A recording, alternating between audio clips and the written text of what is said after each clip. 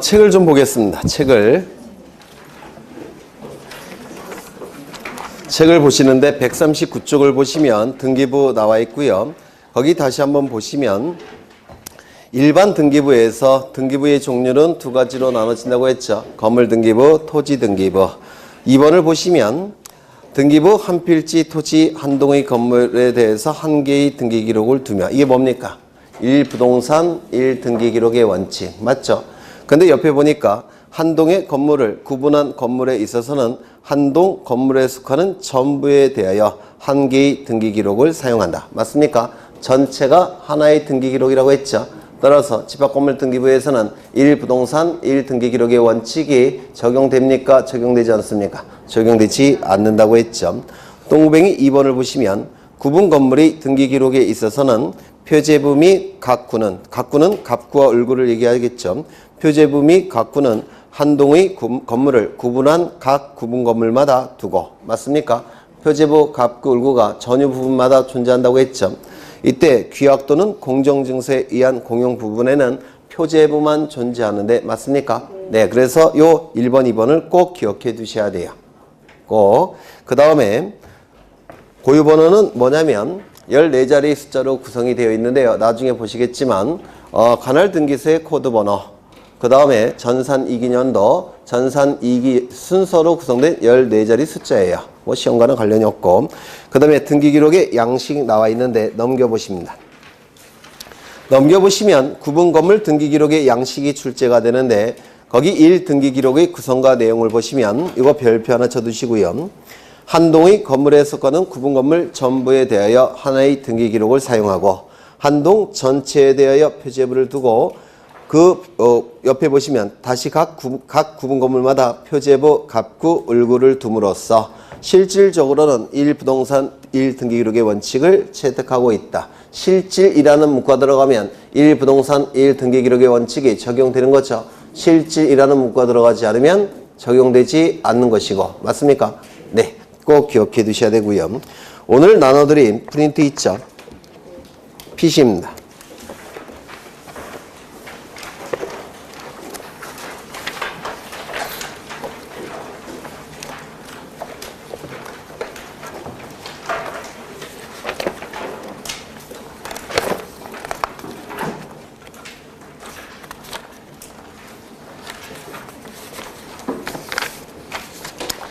나눠드린 프린트 집합건물 등기부가 나와 있는데요. 집합건물 등기부 일단은 쉬운 것만 보겠습니다. 집합건물 등기부는 거의 매해 출제가 되고 있기 때문에 뭐 나올 건 뻔하지만 좀 익숙해지셔야 돼요. 먼저 레미안 바꿨어야 되는데 옛날에는 레미안 아파트로 제가 예를 들었어요. 근데 이거를 이 당시에는 레미안 아파트가 제일 부자 아파트라고 그래서 이걸 썼는데 지금은 자이 아파트가 제일 부자래요. 지금은 어디가 제일 부자 아파트인가요? 힐스테이트. 제가 처음 한 20년 전에 강의 처음 할 때는 제일 비싼 아파트가 우성 아파트라고 생각을 했었어요. 제가 잠실에 살았는데 잠실에서 제일 비싼 아파트가 우성, 그 다음에 장미, 뭐 5단지, 뭐 미성 아파트. 근데 우성 아파트가 제일 비싸서 그때는 네, 우성 아파트를 예를 들었는데 어떤 분이 그러시더라고요. 우성 아파트 싸다고. 그래서 레미안으로 바꿨다가 지금은 자이로 바꿨는데 또 바꿔야 될 것 같아요. 여간 레미안 아파트 1001동이고요. 101호부터 303호까지 있죠. 이 건물에 관한 등기부를 집합건물 등기부라고 얘기를 할 겁니다. 이때 오른쪽을 가보시면 1001동 표제부가 존재하고 갑구을구는 존재하지 않는다고 했죠. 그 다음에 101호부터 303호까지 표제부, 갑구, 을구가 존재하죠. 규약성 공용 부분은 뭐만 존재한다고 했습니까? 표제부만 존재한다고 했습니다. 이때 이 표제부만큼은 반드시 동시에 작성이 된다고 했죠. 따라서 최초로 소유권 보전 등기를 신청하는 자는 자신의 구분 건물에 대한 보전 등기를 직접 신청하면서 나머지 표제부를 대위 신청한다고 했죠. 두 개의 등기 신청은 동시 신청이라고 했습니다. 앞으로 계속 제가 떠들 거예요. 어려운 부분이에요. 이것도.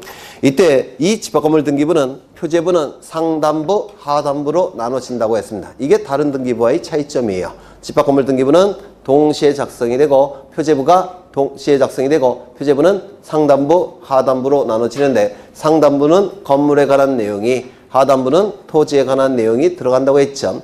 먼저 1001동 표제부 상단부에는 한동 건물의 표시라는 타이틀로 기록이 되고 하단부는 대지권의 목적인 토지의 표시라는 타이틀로 기록이 됩니다. 그 다음에 각 전유 부분마다 상단부에는 전유 부분의 건물의 표시라는 타이틀로 기록이 되고 하단부에는 대지권의 표시라는 타이틀로 기록이 됩니다. 그러면 표제부 하단부에 공통적으로 들어간 단어는 뭐라고요? 대지권. 따라서 표제부 하단부에 기록하는 등기를 대지권 등기라고 부릅니다. 그래서 이 표제부 하단부에 대지권 등기가 되기 전에를 대지사용권, 대지권 등기가 되면 대지사용권이라는 이름은 보통 버리고 대지권이라는 이름으로 바뀌게 됩니다. 이거 되셨습니까? 그러면 대지권 등기가 실행이 되면 이제 이 집합건물 등기부는 상단부는 건물 등기부로서의 기능을 수행하고 하단부는 토지 등기부로서의 기능을 수행합니다. 이거 얼핏 이해가 되십니까? 네, 얼핏 되시면 돼요. 그러면 표제부를 좀 더 확대한 것이 위에 있는 거예요. 중간에 있는 거. 상단부는 한동 건물의 표시, 하단부는 대지권의 표시, 그 다음에 그 밑에 있는 등기부는 전유 부분의 표제부인데 상단부는 전유 부분의 건물의 표시, 하단부는 대지권의 표시라는 타이틀로 들어갑니다. 이때 각 표제부에 들어가는 내용들이 있죠. 이것도 나중에는 외우셔야 돼요. 지금은 좀 어렵겠지만 맨 앞에는 표제부니까 표시한 순서인 표시 번호가 기록이 되고 그 다음에 두 번째는 접수 날짜를 기록합니다. 다만 이 접수에는 접수 날짜는 기록하지만 접수 번호는 기록되지 않습니다. 접수 번호는 기록되지 않고요. 나중에 다시 할 거예요. 그 다음에 소재, 지번, 건물의 명칭, 건물의 번호가 들어가고 그 다음에 건물의 내역이 들어가는데 그냥 가볍게 들어두셔요. 나중에 다시 할 겁니다. 건물의 내역은 건물의 종류, 건물의 구조, 건물의 면적이 들어갑니다. 소지, 종구면 기억나십니까? 소지, 종구면, 소재, 대지지번, 건물의 종류, 건물의 구조, 건물의 면적이 들어가는데 종류, 구조, 면적은 건물의 내역 칸에 들어갑니다. 종류, 구조, 면적은 건물의 내역 칸에 들어가고요. 이 아파트 같은 경우는 아파트는 건물의 명칭이 있죠. 레미안 아파트, 자이 아파트. 따라서 소재, 대지번, 종류, 구조, 면적을 기록하면서 아파트는 명칭이 있기 때문에 건물의 명칭도 추가해서 기록하고 아파트는 번호가 있습니까? 1001동, 1002동 이렇게 번호가 있죠. 그래서 건물의 번호도 기록이 돼요. 그래서 이 아파트 같은 건물이 집합건물의 경우에는 소재, 지번, 종류, 구조, 면적 플러스 소재, 지번 옆에 건물의 번호와 명칭을 같이 기록합니다. 되셨을까요? 그 다음에 하단부는 대지권의 목적인 토지의 표시죠. 대지권의 목적인 토지의 표시예요. 토지의 표시. 따라서 기본적으로 뭐가 들어갑니까? 소재, 지번, 지모, 면적이 들어갈 겁니다. 되셨을까요? 그 다음에 전유 부분 표제부를 보시면 상단부에는 표시한 순서인 표시 번호가 기록이 되고 접수 칸에는 접수 날짜를 기록합니다. 그런데 이 표제부에는 접수 번호를 기록하지 않습니다. 접수 날짜만 기록하게 되고요. 그 다음에 그 옆에는 건물의 번호가 기록이 되죠. 그러면 1001동의 소재 지번과 303호의 소재 지번은 같을까요? 다를까요? 네? 같을까요? 다를까요? 1001동의 소재 대지 지번과 303호의 소재 대지 지번은 같을까요? 다를까요? 같죠. 그래서 이 전유 부분의 소재 지번은 생략합니다. 나중에 다시 설명드릴 거예요. 그래서 이 전유 부분 표제부에 소재 지번이 생략된다는 게 대단히 중요합니다. 자주 출제가 된다는 뜻이죠. 그 다음에 건물의 명칭은 같을까요? 다를까요? 똑같은 레미안 아파트죠. 따라서 생략합니다.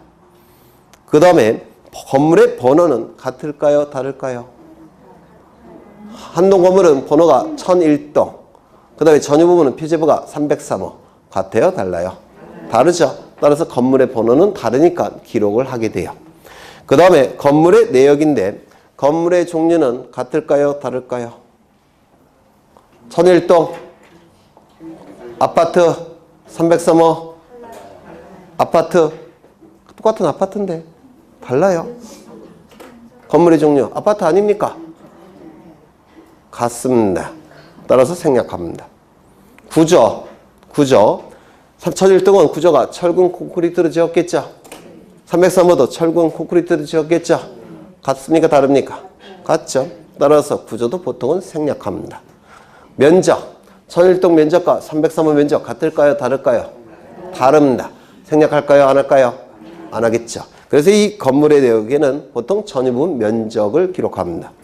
그 다음에 기타가 나오고 하단부에는 대지권의 표시라는 타이틀로 기록이 되는데 맨 앞에는 표시한 순서인 표시번호가 기록되고 그 다음에 이걸 외워두셔야 돼요. 대지권의 종류, 대지권의 비율을 기록하는데 대지권의 종류는 네 가지가 있을 수 있죠. 소유권, 지상권, 전세권, 임차권. 맞습니까?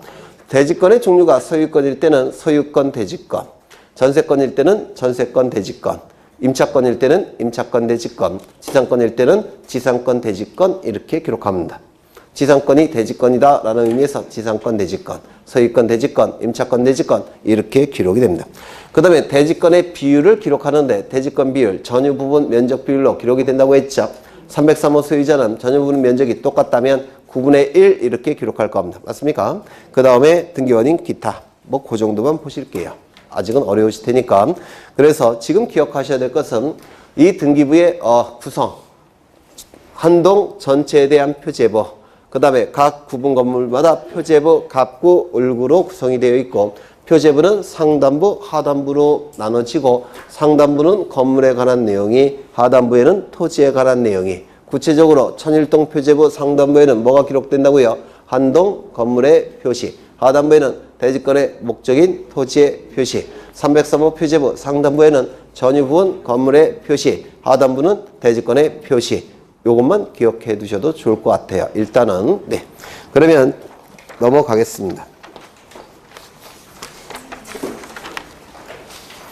이제 143쪽에 등기에 관한 기타 장부가 나와 있는데요. 등기에 관한 기타 장부가 나와 있는데 굉장히 많이 있죠. 기타 장부가.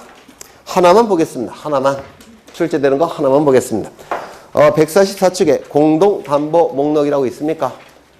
네, 요거 기억해 두셔야 돼요. 공동담보 목록. 거기서 출제가 되는 부분은 두 가지인데 셋째 줄 보시면 공동담보 목록은 옛날에 종이로 된 등기부일 때는 이 담보 목록을 등기를 신청하는 자가 제출했습니다. 등기를 신청하는 자가 작성해서 제출했는데요. 전산 등기부로 바뀌면서 등기를 신청하는 자가 작성해서 제출하지 않고 등기관이 작성을 합니다. 그래서 작성의 주체가 바뀌었어요. 그래서 셋째 줄 보시면 등기관은 이라는 문구 있습니까? 이거 밑줄 치십니다. 등기관은. 작성의 주체는 등기관이라는 겁니다. 그 다음에 거기 옆에 보시면 부동산이 5개 이상이라는 문구 있습니까? 부동산이 5개 이상 밑줄 치십니다.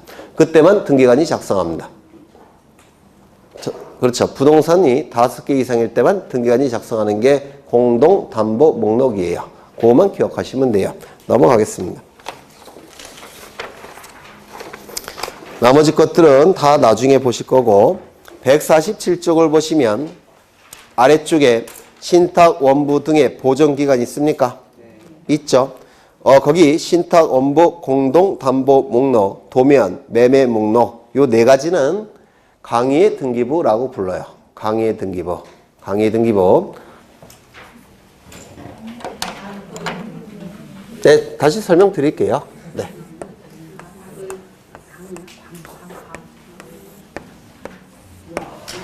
등기부 갑구에 마지막 칸이 뭐냐면 권리자와 기타를 기록하는 칸입니다. 권리자 기타를 기록하는 칸인데요. 원래는 여기다가 기록을 해야 되는데 여기다가 여기 보시면 아시겠지만 칸이 협소하죠. 맞습니까? 협소하기 때문에 여기다가 기록해야 되는데 너무 협소하니까 기록을 못하는 경우가 있어요. 그러면 여기다 기록해야 될 내용을 별도의 장부로 만들어서 여기다가 기록하는 경우가 있습니다. 무슨 말인지 아시겠죠? 너무 여기다가 기록을 해야 되는데 칸이 협소하다 보니까 여기다가 기록하지 못하고 별도의 장부로 만들어서 기록하는 경우가 있습니다. 그러면 여기에 기록된 내용은 원래는 등기부에 기록될 내용이죠. 그런데 칸이 협소해서 별도의 장부로 만든 거죠. 따라서 이 장부를 뭐라고 부르냐면 넓은 의미의 등기부라고 부릅니다. 강의의 등기부라고 불러요. 그러면 이 강의의 등기부에 해당되는 게 뭐가 있느냐면 그 네 가지는 일단 외워두셔야 돼요. 신탁 원부, 공동담보 목록, 도면, 매매 목록. 요거는 일단은 암기가 되셔야 됩니다. 그게 바로 강의의 등기부예요. 그러면 등기부는 너무나도 중요한 장부라서 영구 보존 장부입니다. 영구히 보존이 돼야 돼요. 그러면 강의의 등기부도 등기부의 일종으로 볼 수가 있기 때문에 어떨까요? 영구 보존 장부입니다. 이거 이해가 되실까요? 네, 영구 보존 장부. 그 다음에 그 밑에 신청 정보, 첨부 정보, 취하 정보라는 게 있는데 이거는 5년 보존 장부입니다. 그래서 그 위에 장부의 보존 다 외울 필요 없이 요 5가지만 좀 외워두십니다. 강의의 등기부는 영구 보존 장부, 신청 정보, 첨부 정보, 취하 정보는 5년 보존 장부. 네, 요것만 일단 외워두셔도 될 것 같아요. 넘어가겠습니다. 그 다음에 이 등기 기록에 공개 제도가 있다고 했죠. 공개 제도는 2가지가 있는데 눈으로 보는 열람 제도, 그리고 등기부에 기록된 내용을 증명서 형태로 발급받는 방법. 이렇게 2가지 등기사항 증명서 발급 제도가 있는데요. 2가지 제도가 있는데 그러면 이 등기 기록의 열람과 등기사항 증명서 발급은 어떠한 형태로 열람되고 발급이 되느냐면 먼저 어디를 보시냐면 151쪽을 보십니다. 151쪽. 151쪽 맨 아래쪽을 보시면 등기사항 증명서의 종류 나와 있습니까? 나와 있죠. 이 등기사항 증명서 5가지 형태가 있는데 거기 첫 번째 기억, 등기사항 전부증명서 있습니까? 전부증명서. 이 전부증명서는 무슨 뜻입니까? 등기부에 기록된 내용 전부를 증명서 형태로 발급한다는 뜻이에요. 맞죠? 그래서 전부증명서라는 뜻인데 가로를 보니까 말소사항 포함 전부증명서 있습니까? 말소사항 포함 전부증명서는 등기 기록 중에 말소가 된 것도 다 포함해서 전부 증명서 형태로 발급한다는 뜻입니다. 말소사항 포함 전부증명서. 그 아래쪽을 보시면 전부증명서가 하나 더 있죠. 현재 유효사항 전부증명서. 현재 유효사항 전부증명서는 말소가 된 것은 쏙 빼놓고 현재 효력이 있는 것만 뽑아서 발급해 준다는 뜻입니다. 이를 현재 유효사항 전부증명서라고 불러요. 이 전부증명서는 옛날에 뭐라고 불렀냐면 등기부 등본이라고 불렀습니다. 옛날에는 등기부 등본이라는 명칭을 가졌어요. 등본. 이 등은 전부 복사한다라는 뜻을 가진 한자고요. 본은 복사본이라는 뜻이에요. 그래서 예전에 등기부 등본이라는 이름이었는데 이걸 바꾼 겁니다. 전산등기부로 바뀌면서. 이건 종이로 된 등기부일 때는 등기부 등본. 현재 전산등기부에서는 등기사항 전부증명서. 이렇게 용어가 바뀐 거예요. 그렇죠. 그 다음에 예전에 등기부 초본이라는 게 있었습니다. 옛날에 이 초자는 일부 초자입니다. 일부 초자. 그래서 등기부에 일부를 뽑아서 복사해 줬을 때 등기부 초본이라고 불렀는데요. 전산 등기부일 때는 용어가 바뀌었어요. 일부 증명서로. 일부 증명서로. 그래서 등기부 등본은 전부 증명서로, 등기부 초본은 일부 증명서로 바뀌었는데 이 전부 증명서는 2가지가 있다라는 겁니다. 전부를 복사해 주는 전부 증명서. 아니요, 뭔 얘기야? 전부증명서는 2가지가 있다는 겁니다. 말소 등기가 된 것도 다 포함해서 출력해주는 말소사항 포함 전부증명서. 현재 유효한 것만 뽑아서 출력해주는 현재 유효사항 전부증명서. 이렇게 2가지가 있더라는 겁니다. 그 다음에 한 페이지 넘겨보시면 옛날에 등기부 초본이 지금은 뭐로 바뀌었다고요? 일부 증명서로. 그렇죠.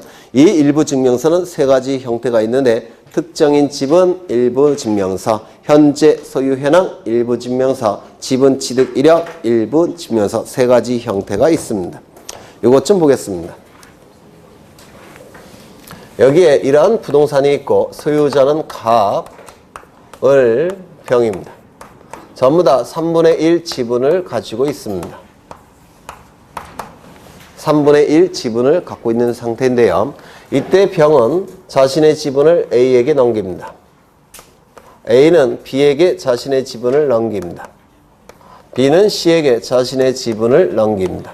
이때 요 갑의 지분만 뽑아서 출력해 준다면 특정인 지분 일부 증명서라고 부를 겁니다. 맞습니까? 요 을의 지분만을 뽑아서 출력해 준다면 특정인 지분 일부 증명서가 될 겁니다. 맞습니까? 요 지분만을 뽑아서 출력해 준다면 특정인 지분 일부 증명서라고 부를 겁니다. 현재 소유자는 누굽니까? 갑을 C가 되겠죠. 병이요. 다 넘겼잖아요. 현재 소유자는 C죠. 맞습니까? 그러면 현재 소유자에 관한 부분만을 뽑아서 출력해 준다면 현재 소유 현황 일부 증명서가 될 겁니다. 현재 소유 현황은 갑을 C가 되겠죠. 그렇겠죠. 그 다음에 요 C가 지분을 취득을 B로부터 했죠. B는 A로부터 했죠. A는 병으로부터 했죠. 요 가정만을 뽑아서 출력해 준다면 지분 취득 과정이 출력되겠죠. 이를 지분 취득 이력 일부 증명서라고 부릅니다. 지분 취득 이력 일부 증명서. 그래서 이 일부 증명서는 세 가지가 있는데요. 첫 번째, 특정인 지분 일부 증명서. 두 번째, 현재 소유 현황 일부 증명서. 세 번째, 지분 취득 이력 일부 증명서. 이력은 과정이란 뜻이에요. 지분 취득 이력 일부 증명서. 요 세 가지 형태의 증명서가 있습니다. 일부 증명서는 총 등기사항 증명서 형태는 몇 가지입니까? 5가지. 이게 가장 기본적인 내용입니다. 꼭 외워두셔야 돼요. 5가지. 그런데 이 등기사항 증명서는 5가지 형태로 증명서가 발급이 되는데 열람도 5가지 형태로 열람이 됩니다. 열람도. 그래서 열람과 등기사항 증명서는 요 5가지 형태로 열람과 증명서가 발급이 돼요. 여기까지 이해가 되실까요? 되셨죠? 다시 앞으로 가십니다. 먼저 장부의 공개가 나오는데 장부의 공개는 열람과 증명서 발급 형태로 된다고 했죠. 그런데 이 보통 부동산을 매입할 때는 등기부 확인해야 되겠죠. 맞습니까? 따라서 이 공개는 누구든지 할 수가 있는 겁니다. 누구든지 열람이나 누구든지 증명서 발급을 받을 수가 있습니다. 그래서 첫째 줄 보시면 누구든지, 둘째 줄 보시면 누구든지 나와 있습니까? 누구든지. 수수료만 내면 누구든지 열람이나 증명서 발급이 가능합니다. 그 다음에 지금은 거의 다 전산등기부, 거의가 아니라 전부 전산등기부예요. 전산등기부는 등기소마다 전산망이 다 연결되어 있다고 했죠. 그렇다면 그 부동산 소재지를 관할하는 관할등기소에 가서 꼭 열람이나 증명서 발급을 신청할 필요가 있습니까? 없어요. 전산망이 다 연결되어 있으니까. 맞죠? 컴퓨터 파일 형태니까. 따라서 거기 넷째 줄을 보시면 열람이나 증명서 발급 청구는 관할등기소가 아닌 등기소에 대해서도 할 수 있다. 이 문구를 기억하셔야 됩니다. 컴퓨터 파일 형태이기 때문에 전산망이 다 연결되어 있어요. 따라서 관할등기소에 구태여 가서 신청할 필요는 없다는 겁니다. 그 다음에 열람 제도가 나왔는데 첫 번째 누구든지 나와 있죠. 누구든지. 그 다음에 거기 셋째 줄 보시면 다만이란 문구 있습니까? 있죠. 등기 기록의 부속 서류에 대해서는 이 부속 서류는 신청 정보 또는 첨부 정보 같은 걸 얘기하는 겁니다. 등기 신청서나 첨부 서류 같은 걸 얘기하는 거예요. 등기 기록의 부속 서류에 대해서는 이해관계 있는 부분만 열람을 청구할 수 있다. 요거 밑줄 치시입니다. 부속 서류는 이해관계 있는 부분만 열람을 청구할 수가 있습니다. 그러면 자신에게 이해관계가 있다는 사실을 증명할 수 있는 서류 제출해야 되겠습니까? 제출해야 될 겁니다. 그렇겠죠? 그런데 이 옆에 보시면 신청서나 그 밖에 부속 서류의 열람은 등기관 또는 그가 지정하는 직원이 보는 앞에서 해야 한다. 밑줄. 왜 직원이 보는 앞에서 해야 되냐면 이건 방문 신청을 얘기하는 것이고 옛날에 종료된 등기부일 때를 원칙적으로 얘기하는 겁니다. 낙수할 가능성이 있어서 그래요. 진짜로. 그래서 이것도 좀 기억해 두십니다. 그 다음에 어디를 보시냐면 신청인 및 허용 범위에서 아까 보시면 거기 둘째 줄에 등기 기록이란 공동인명부, 공동담보목록, 신탁원부, 폐쇄 등기부 등을 포함한다 이렇게 돼 있죠.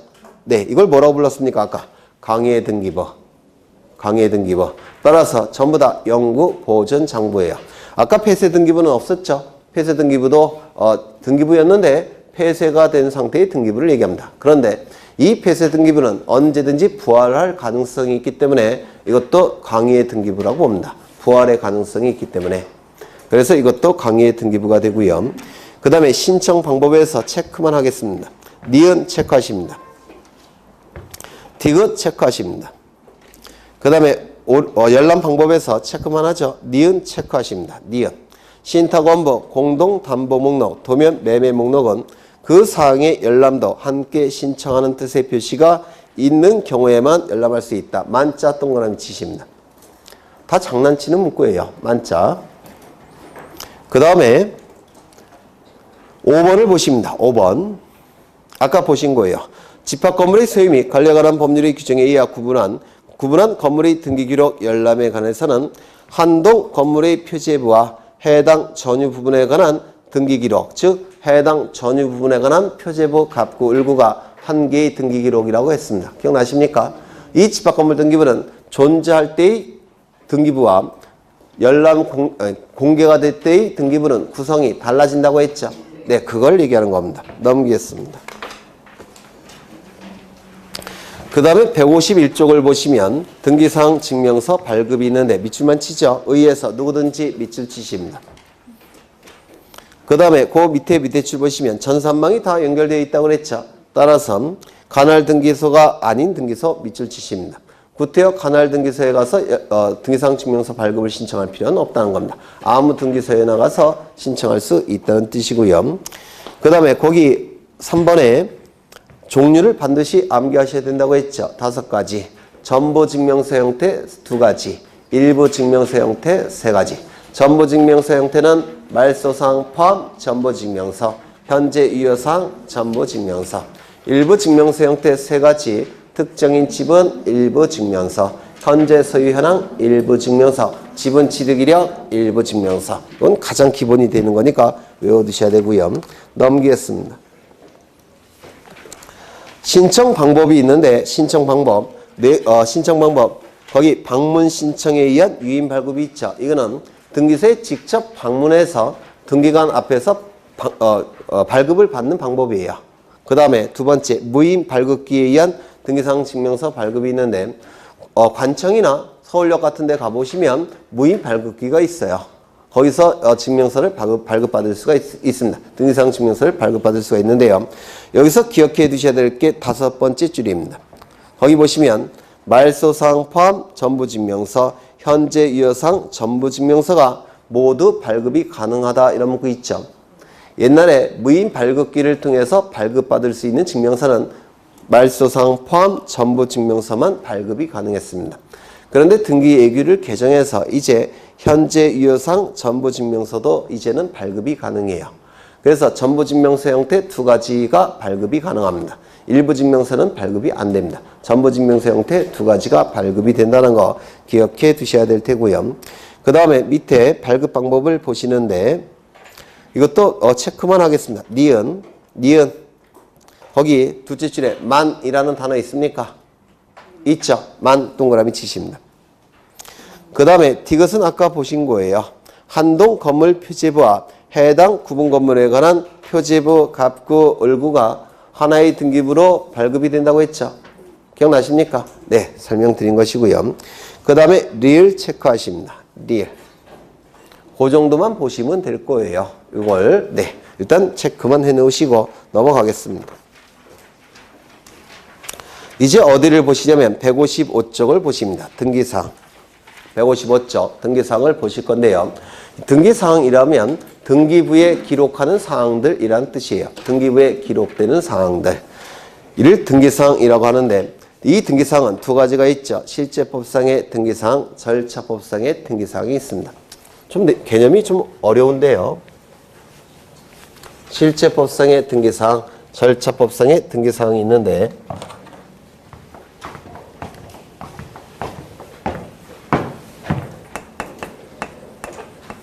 실체법상의 등기사항. 또 하나는 뭐가 있다고요? 절차법상의 등기사항. 이렇게 2가지 종류의 등기사항이 있습니다. 그러면 이 실체법상의 등기사항은 뭐냐면 실제법, 법의 실체. 이 실체의 의미는 뭘까요? 법의 실체는 뭘까요? 법의 실체, 법의 본질, 법의 핵심 뭘까요? 권리와 의무를 얘기합니다. 법의 실체는 권리, 의무를 얘기해요. 그런데 자본주의 사회는 권리를 위주로 얘기할 테고 사회주의 국가에서는 의무 위주로 얘기합니다. 우리나라는 자본주의죠. 따라서 권리 위주로 얘기합니다. 법의 실체는 뭐라고요? 권리. 그러면 실체법상의 등기사항은 뭐냐면 실체가 권리니까 권리 변동과 관련된 등기사항을 실체법상의 등기사항이라고 부릅니다. 권리 변동과 관련된 등기사항. 이때의 권리는 등기와 관련이 있는 권리는 채권일까요? 물권일까요? 물권이겠죠. 물권을 얘기합니다. 즉 물권 변동과 관련된 등기사항을 실체법상의 등기사항이라고 불러요. 여기까지 이해가 되실까요? 그렇죠. 그러면 우리민법 186조에는 어떠한 내용이 규정이 되어 있느냐면 여기 부동산이 있고 소유자가 갑입니다. 갑이 을과 매매 계약을 체결합니다. 그러면 이 매매 계약은 채권행위라고 얘기하죠. 왜냐하면 소유권 이전 등기 의무, 대금 채권, 소유권 이전 등기 청구권, 대금 채무라는 채권 채무를 발생시키는 법률행위니까 채권행위 맞습니다. 그런데 이 채권행위 안에 뭐가 있다고 했습니까? 물권행위.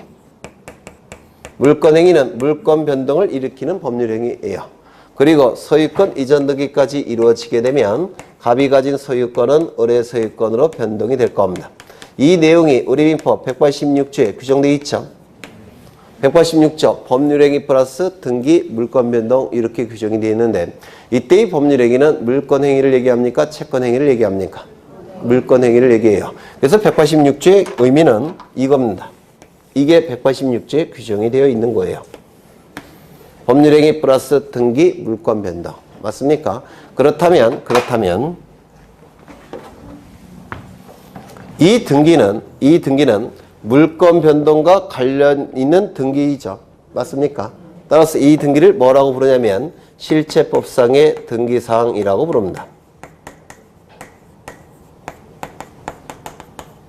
이 소유권 이전 등기는 물권 변동과 관련된 등기 맞죠? 그럼 이 소유권 이전 등기와 관련된 등기사항을 뭐라고 부른다고요? 실체법상의 등기사항.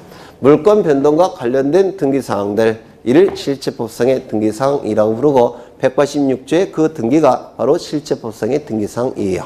되셨을까요? 그렇죠. 절차법상의 등기사항은 뭐냐면 이 절차법은 부동산 등기법을 얘기합니다.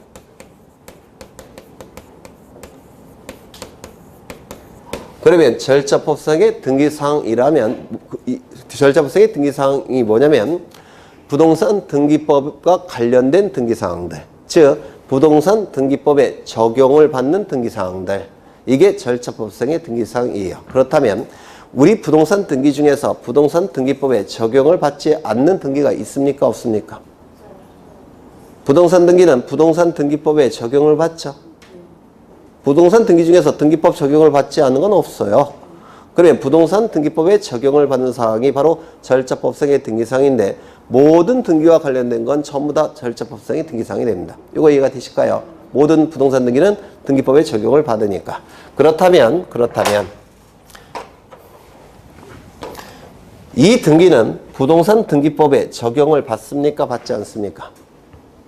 소유권 이전 등기는 받겠죠. 그러면 이 소유권 이전 등기와 관련된 등기사항은 절차법상의 등기사항이 됩니까? 되겠죠. 따라서 이건 절차법상의 등기사항이기도 합니다.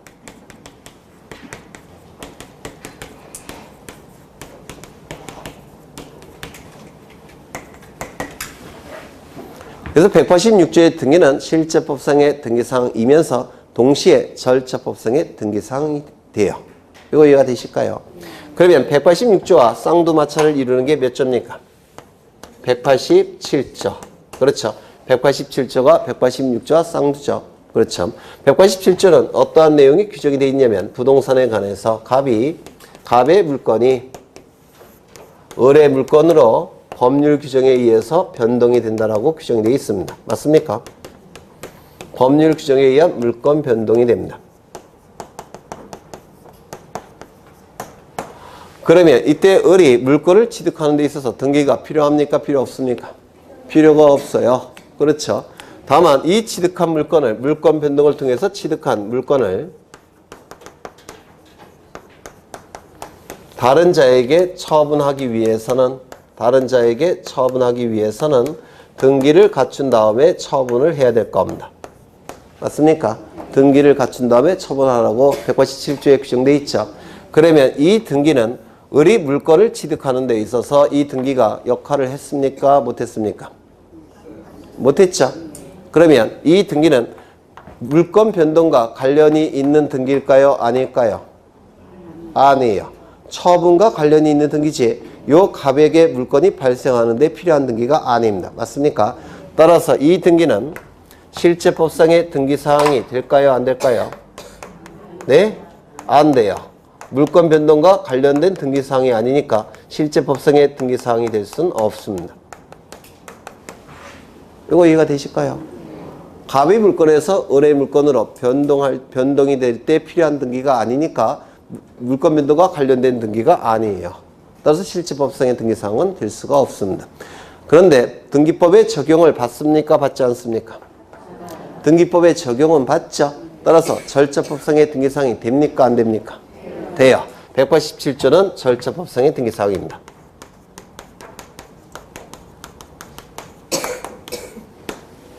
그래서 실제법상의 등기사항이라 하면 물건 변동과 관련된 등기사항들, 절차법상의 등기사항은 등기법의 적용을 받는 등기사항들이라고 불러요.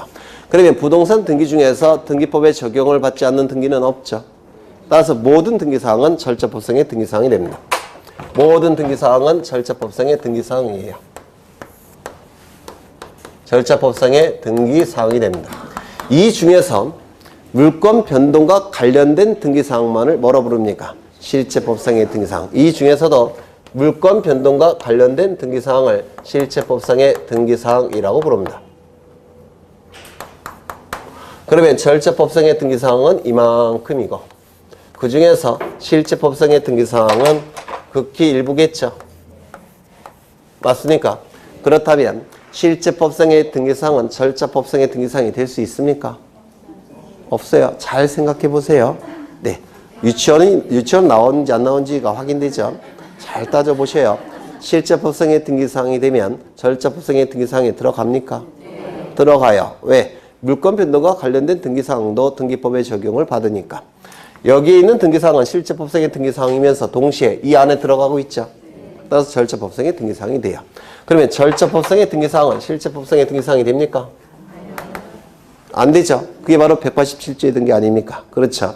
그래서 이 관계를 좀 이해하실 필요가 있는데 한 번 출제된 적이 있어요. 실제법상의 등기사항은 당연히 절차법상의 등기사항이 되지만 절차법상의 등기사항이라고 해서 실제법상의 등기사항이 되는 건 아닙니다. 되셨죠? 그러면 거기 보시면 거기 비교가 나와 있는데 셋째 줄에 실제법상의 등기사항은 모두 절차법상의 등기사항이 되지만 그 역은 성립되지 않는다. 이거 이해가 되실까요? 네. 그 다음에 넘기겠습니다. 등기할 사항인 물건이 나와 있는데 우리 민법입니다. 민법. 우리 민법 제99조에는 어떤 규정이 있느냐면 물건은 움직이는 재산인 동산과 움직이지 않는 재산인 부동산으로 나눈다. 이렇게 규정이 되어 있습니다. 동산과 부동산으로 나눈다 라고 되어 있고요. 이 부동산도 둘로 나눕니다. 어떻게 나눕니까? 토지와 토지 위의 정착물, 토지의 정착물 이렇게 나눕니다. 토지와 토지의 정착물로 나누게 돼요. 부동산은 움직이지 않는 산출물이란 뜻이에요. 움직이지 않는 산출물, 움직이지 않는 재산이란 뜻인데 이 토지와 토지의 정착물은 정착되어 있으니까 움직이지 않겠죠. 그래서 이렇게 둘로 나누게 돼요. 이때 토지 위의 정착물은 토지를 옆에서 이렇게 보면 토지 위에 정착된 물건은 그 종류를 헤아릴 수 없을 정도로 많습니다. 가장 대표적인 게 뭘까요? 건물. 그렇죠. 이렇게 건물이 있을 테고 뭐 전봇대도 있을 수 있고 또 육교도 있을 수 있고 또 뭐도 있을까요? 네? 뭐요? 나무도 있을 수가 있을 겁니다. 그 다음에 뭐 다리도 강에 설치된 다리도 있을 수 있을 테고 그 수가 헤아릴 수 없을 정도로 많아요. 그런데 문제는 등기부는 이 중에 부동산 등기부는 뭐만 있습니까? 건물만 있죠. 따라서 등기할 수 있는 건물과 등기할 수 없는 건물 위의 정착물로 구분을 합니다. 뭐를? 토지의 정착물을 건물과 건물 이외의 정착물로 구분을 합니다.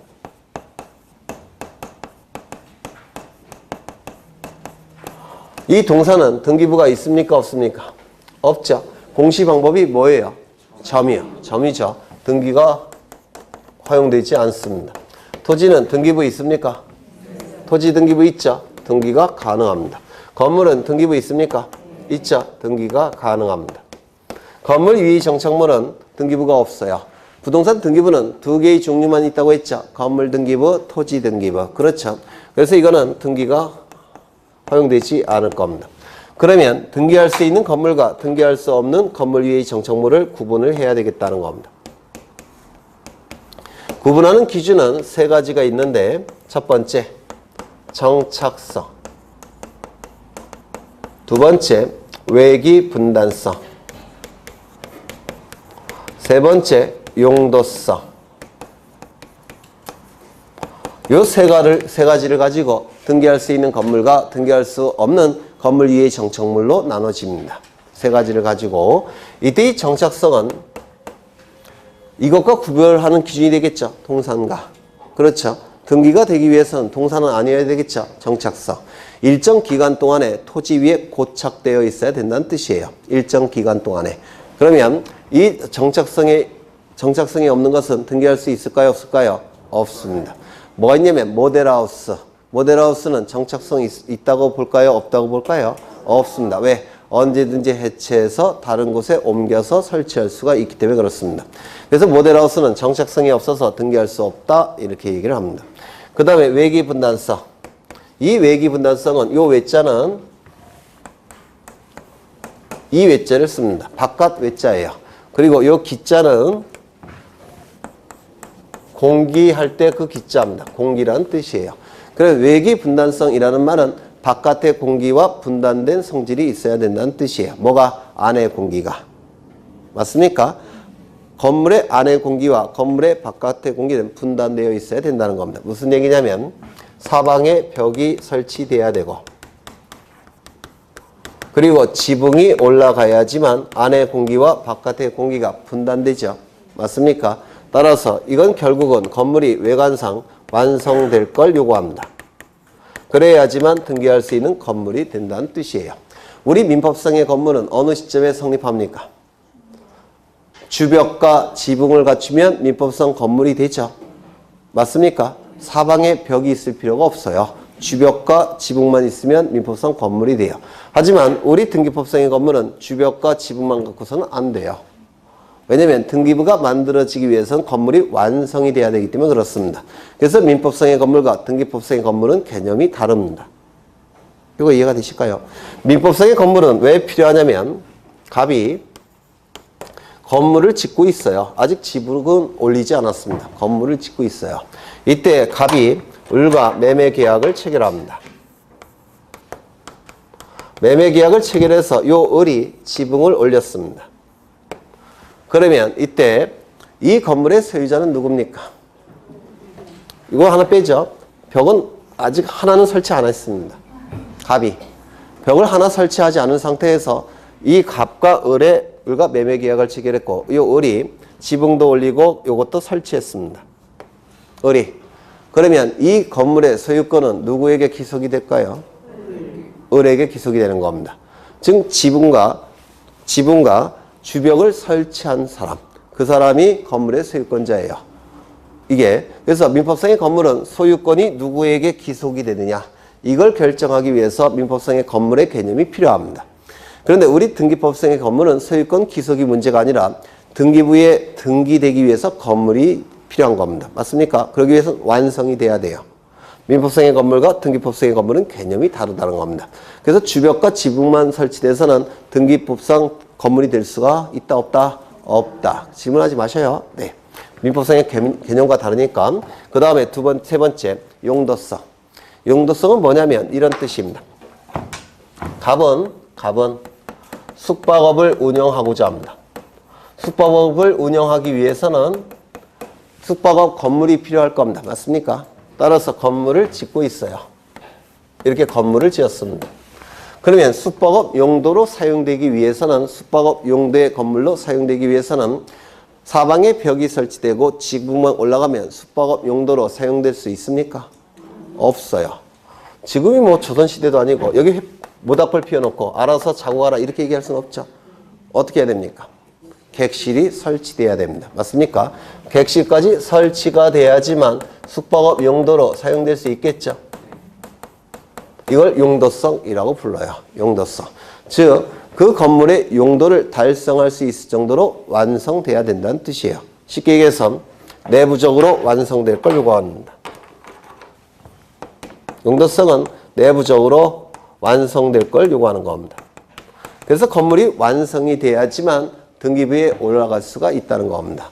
되셨을까요? 그렇다면 예전에 한 건데 농업용 고정식 온실 이는 등기할 수 있는 건물이 될까요? 안 될까요? 네? 따져보죠. 농업용이라는 문구가 있으니까 용도성 달성할 수 있을 겁니다. 성립했을 거예요. 고정식이라는 표현이 있으니까 정착성 있을 겁니다. 온실이라는 표현이 있으니까 외기분단성 있을 겁니다. 안에 공기가 따뜻하죠. 바깥의 공기는 춥고 외기분단성 있을 겁니다. 등기할 수 있는 대표적인 건물이에요. 이건 어떨까요? 만주 쪽에 강개토 대왕 비가 있죠. 맞습니까? 강개토 대왕 비 혹시 모르십니까?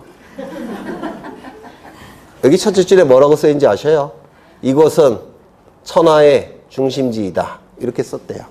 이게 천하의 중심지이다. 네. 그러면 이게 세월이 워낙 오래 흘러갔으니까 비바람에 침식되겠죠. 이걸 막기 위해서 여기다가 지붕 설치하고 유리로 벽을 설치합니다. 유리로. 그러면 이걸 뭐라고 부르냐면 비문의 집이죠. 비문의 집을 뭐라고 부르냐면 비각이라고 불러요. 이건 집이란 한자입니다. 집이라는 한자. 비각이라는 뜻입니다. 아니, 비각이라고 불러요. 비문의 집. 그러면 이거 등기할 수 있을까요? 없을까요? 첫 번째, 정착성 있습니까? 있겠죠. 두 번째, 외기분단성 있습니까? 있겠죠. 용도성 있겠습니까? 비바람 막을 수 있습니까? 있겠죠. 등기할 수 있는 건물 될까요? 안 될까요? 됩니다. 이것도 등기할 수 있다는 겁니다. 하나 더 볼까요? 주유소 가보시면 지붕이 있고 기둥이 있고 이건 토지고 그 다음에 여기 주유기 설치되어 있죠. 그래서 차가 정차하면 기름 넣죠. 차가 정차하면 기름을 넣을 겁니다. 주유기를 통해서. 그러면 이 지붕과 기둥으로 구성된 걸 뭐라고 부르냐면 캐노피라고 불러요. 또는 주유소 닷집이라고도 부르는데 닷집, 캐노피. 주유소 캐노피라고 부르는데 등기할 수 있는 건물이 될까요? 안 될까요? 따져보죠. 정착성 있습니까? 있죠. 두 번째, 외기분단성 있습니까? 없어요. 왜? 지붕과 기둥만 있고 벽이 없으니까. 등기할 수 있는 건물 됩니까? 안 됩니까? 안 되더라는 겁니다. 그렇죠. 그래서 등기할 수 있는 건물이 되기 위해서는 세 가지 요건을 충족해야 됩니다. 그렇죠. 그러면 책을 보십니다. 등기할 사항이 물건 나와 있는데 먼저 토지가 나와 있죠. 토지는 필지별로 등기 기록이 만들어집니다. 필지별로. 필지는 공간정보법에서 공부하셨는데 인위적으로 사람이 선을 그어서 만든 게 필지죠. 하나의 지번부여적 안에서 인위적으로 선을 그어서 만든 게 필지라고 했습니다. 맞습니까? 그래서 인위적이라는 단어 기억하셔야 됩니다. 이 필지라는 개념은 자연적으로 발생한 것이 아니라 관리를 위해서 인위적으로 지번부여 지역을 쪼갠 겁니다. 그래서 이 인위적이라는 문구 하나 기억해 두셔야 되고 그 다음에 2번, 3번 별표 치십니다. 별표 치셨을까요? 네. 그 별표 민법에서 공부하셨는지 모르겠는데